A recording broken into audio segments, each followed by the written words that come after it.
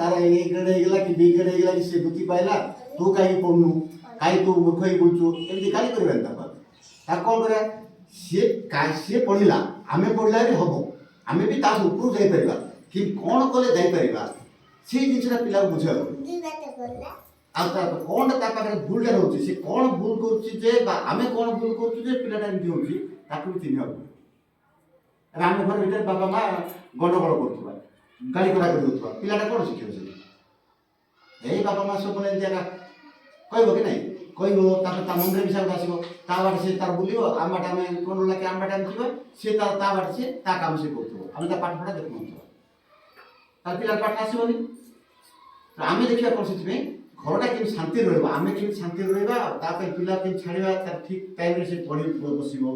କ'ଣ ପଢ଼ିଲା କ'ଣ ନ ପଢ଼ିଲା ସ୍କୁଲରେ କ'ଣ ପଢ଼ା ହେଲା ତାକୁ ସେ କେତେ ଦୂର ବୁଝିକି ଆସିଛି ଆଉ ତାର ଭୁଲଟା କେଉଁଠି ରହିଲା କେଉଁଠି ଡିଫେକ୍ଟ କେଉଁଠି ରହିଲା ସେଇଟାକୁ ଜାଣିକିରି ଦରକାର ପଡ଼ିଲେ ସାର୍ ସହିତ ଆସିକି ଡିସ୍କସନ୍ କରିବ ମୁଁ ତ ସବୁବେଳେ କହୁଛି ତେଣୁ ଯେବେ ଚାହୁଁଛ ଯିଏ ବି ଆସ ସ୍କୁଲକୁ ମୁଁ ସ୍ୱାଗତ କରିବି ଆଜ୍ଞା ମୋ ପିଲାରେ ମଝିରେ ଆସି କହିଦେବି ସାର୍ ଆଜ୍ଞା ଏଇଟା ପିଲାର ଏଇଟା ଅସୁବିଧା ହେଲା ସୁବିଧା ହେଲା ଠିକ୍ ଅଛି ଆଉ ତା ଅନୁସାରେ କାହିଁକି ସେ ଭୁଲଟା ହେଇଛି ତାକୁ ଖୋଜିବା ପିଲାକୁ ମଧ୍ୟ ସଜାଡ଼ିବା ପାଇଁ ଚେଷ୍ଟା ଲକ୍ଷ୍ମୀ ଡାକି କହୁଛି ଡକେଇଛି ମଧ୍ୟ ପିଲା ଏ ଭୁଲ କରୁଛି ଦେଖେ ନହେଲେ ସେଟା ବୋଲି ପିଲା ଏଇଟା ମଧ୍ୟ ଆମେ କହୁଛୁ ତେଣୁ ଆମେ ଦେଖିବା କ'ଣ ପିଲା ପାଇଁ ବୋଲିକିରି ଶିକ୍ଷକ ସହିତ ଉତ୍ତମ ସମ୍ପର୍କ ରଖିବା ପିଲାର ଭୁଲ କେଉଁଠି ହେଉଛି ବା ଆମର ଭୁଲ କେଉଁଠି ହେଉଛି ବା ସ୍କୁଲର ଭୁଲ କେଉଁଠି ହେଉଛି ଆଇଡେଣ୍ଟିଫାଇ କରିକି ଆମ ଭିତରେ ଆମେ ସେମିତି ସମାଧାନ କରିବା ତାକୁ ନେଇ ଗୋଟେ ଇସ୍ୟୁ କରିବାନି ହଁ ମାଷ୍ଟର ଏମିତି କରିଦେଲା କି ମୋ ପିଲା ଏମିତି ହେଇଗଲା ସେସବୁ ନାହିଁ ଆଜ୍ଞା ଏଠି ଭୁଲ ହେଲା ତାର ସମାଧାନ ଅଛି ତାର ସମାଧାନଟା ଆମେ ଏଠି ଆମ ଭିତରେ ବସିକିରି ଆମର ସମାଧାନ କରିବାକୁ ଚେଷ୍ଟା ଇଏ ହେଲା ଗୋଟେ ମୁଖ୍ୟ ଜିନିଷ କହିବା ଆ ଉପରେ ମୁଁ ସିଂ କହିବି ପିଲାଙ୍କୁ ପାଠ ପଢ଼ା ପାଇଁ କ'ଣ ପ୍ୟାରେଣ୍ଟସ୍ ଦେଇପାରିବେ ଷ୍ଟେପ୍ସ ତାପରେ ସେ ଟିକେ କୁହନ୍ତୁ ସମସ୍ତେ ନମସ୍କାର ସାର୍ ସେଟା କହିଲେ ମୁଁ ସେଇ କଥା ଏବେ କହିବି ଶୁଣନ୍ତୁ ଆପଣମାନେ କ'ଣ ପାଇଁ ଆସିଛନ୍ତି ଆଜି କ'ଣ ପାଇଁ ଆପଣମାନେ ଆସିଛନ୍ତି ଆପଣ ପିଲା ପଢ଼ୁଛନ୍ତି ପିଲା ଆସିଛନ୍ତି ନାଇଁ ପିଲା ବି ଆସିଛନ୍ତି ପିଲା ପାଇଁ ଯଦି ଆମେ ଆସିଛେ ପିଲା ପାଇଁ ସବୁ କରୁଛେ ପିଲା ପାଇଁ ଆମେ କ'ଣ କରୁଛେ ସାଧାରଣତଃ ଆମେ ପିଲା ପାଇଁ ବହୁତ ଜିନିଷ କିଛି କରିବାକୁ ବହୁତ ଜିନିଷ ଆମେ ଭୁଲି ଯାଉଛେ ସେ ସ୍କୁଲ ଛାଡ଼ି ଦେଉଛେ 10ଟା 4ଟା ରହିଲା ମାଷ୍ଟର ପାଇଁ ରହିଲା ଆମର ଆଉ କିଛି ନାହିଁ ଆମେ ଛାଡ଼ିଦେଲେ ପିଲା ସେମିତି ହେଇଯିବ କି ସେମିତି ହେବନି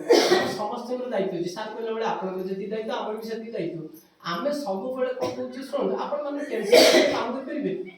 ଟେନସନ୍ ଥିଲେ ଆମେ କାମ କରିପାରିବା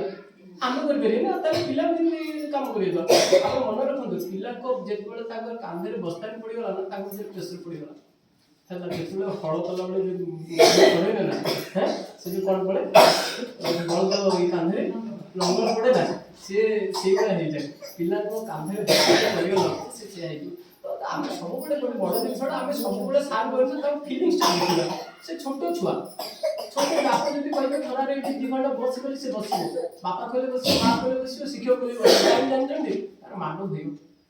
ଆମେ ଯଦି ତାକୁ ତାର ଅବସ୍ଥାକୁ ତାର ଯେଉଁ ତାର ବୟସକୁ ତାର ଚିନ୍ତାଧାରା ନ ବୁଝିବା ଆମେ କ'ଣ ପଢ଼ିବା ଆଉ ଖାଲି ଦେଇକି ପଢ଼ା ଛାଡ଼ିଦେଲେ ସେ ଚାକିରି କରିବ ଭଲ ମଣିଷ ହେଇଯିବ ସେମିତି ହେବନି ଆମର କିଛି ବହୁତ କିଛି ଦାୟିତ୍ୱ ଅଛି ଆଉ ବେଳେବେଳେ ଆପଣମାନେ କୁହନ୍ତି ଯେ ନାଇଁ ଆଜ୍ଞା ମୁଁ ପାଠ ପଢ଼ୁନି ପାଠ ପଢ଼ିନି ଅର୍ଥ ନୁହଁ ଯେ ଆମେ ଗାଇଡ଼ କରିପାରିବା ତାକୁ କେମିତି ବସିପାରିବା ତାକୁ ପଚାରି ପାରିବା 4ଟା ବେଳେ ଆଜି ସାର୍ କ'ଣ ପଢ଼ାଇଲା ତୁ କ'ଣ ପଢ଼ିଛୁ ସେ କହ ହଁ ଇଂଲିଶ ପଢ଼ିଛୁ ହଁ ମୁଁ ଇଂଲିଶ ଜାଣିନି ଠିକ୍ ଅଛି ଜାଣିନି ଇଂଲିଶରେ କେଉଁ ସାର୍ ପଢ଼େଇଲେ କ'ଣ ପଢ଼େଇଲେ କେମିତି ପଢ଼େଇଲେ ଆଉ ତୁ କେମିତି ପଢ଼ୁଛୁ ଆଉ ଶୋଇଲା ବେଳେ ନାଇଁ କି ତାକୁ ତା ସହିତ ଟିକେ ଆପଣମାନେ ସବୁବେଳେ ସମୟ ଦିଅନ୍ତୁ ଶୋଇଲା ବେଳେ ପଚାରନ୍ତୁ ଆଜି କ'ଣ କ'ଣ କଲି ତୁ ଦୁଇଟା ଜିନିଷ ଆଜି କହୁଛି ବେଶୀ ତ କହୁନି ମୁଁ ତ ସବୁବେଳେ ଗୋଟେ ଜିନିଷ କହିବି ଯେ ସବୁବେଳେ ଆପଣ ତାକୁ ସ୍କୁଲକୁ ଛାଡ଼ନ୍ତୁ ନାଇଁ ସବୁବେଳେ ଛାଡ଼ନ୍ତୁ 2 ଜିନିଷ ଆଉ ଶୁଣନ୍ତୁ ଆପଣଙ୍କ ପୁଅଟା ଭଲ ପଢ଼ୁଛି ଆଙ୍କ ପୁଅଟା ଟିକେ ଭଲ ପଢ଼ୁନି କ'ଣ କାରଣ ସେଇଠୁ ଗୋଟେ ମୁଣ୍ଡ ମୋର ମୁଣ୍ଡ ଆପଣଙ୍କ ମୁଣ୍ଡ ସେ ଏମିତି ହେଇଛି କି ତାର ଯେଉଁ ସ୍ମରଣ ଶକ୍ତିଟା ଅଛି ୟା ସ୍ମରଣ ଶକ୍ତିଟା ନାହିଁ କ'ଣ ଭଗବାନ ତାକୁ ଦେଇଛନ୍ତି